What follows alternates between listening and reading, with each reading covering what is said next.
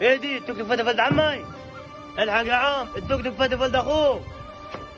توك توك مين دي وفين حصل الكلام دي؟ يا راجل انت لسه تحكي يلا بيني.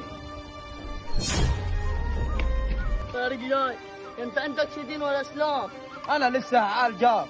يا راجل ده انت عيل ناقص صح، يعني الواد مرمي قدامك وما يقول لك ارحمني يا راجل وعايز تعدي عليه. يا ابو عم انا ما قصيت شيء وهو اللي طلع مزوع من الشارع. يعني كمان عجبكش الكلام يا ابو الجماعي؟ اما يعني انا مش من بلدكم وراجل على باب الله. طب يعني اقول له هو طالع وحده من الشارع من ليني. بلا تعمل له ايه بلا ما تعمل له شيء عشان انت قدام مش هتروح والمكنه لا تتركن هناك.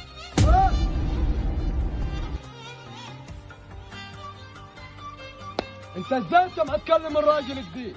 يا عم نزل يدك ده وافهم الموضوع. موضوع ايه اللي يخليك تحكم مع الراجل الجديد؟ وبعدين ده باين الراجل مش من بلد. وبعدين الراجل دي فاتف ولدني وعليا بكل الايمان حواره النهارده ما خلصان. طب يا عمي تمام ماشي، انا سمعت منك، اسمع من الطرف الثاني. صح الكلام ده يا ابو عمو؟ والله يا ابو عمو الواد طلع على فجي وانا ما خدتش بالي وانا مش من بلدكم.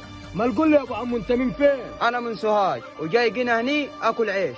طالما انت من سوهاج وجاي جينا عشان تاكل ايش؟ والله العظيم لا ناكله مع بعضين. لا تمام والله واجيبكم وصل اجنويه.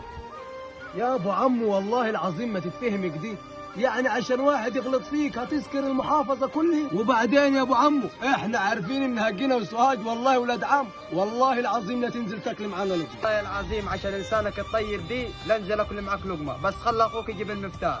هات هذا المفتاح دي ويلا خشوا قدامي. هذا يا ابو عمو هذا المفتاح بتاعك. يلا يا ابو عمو.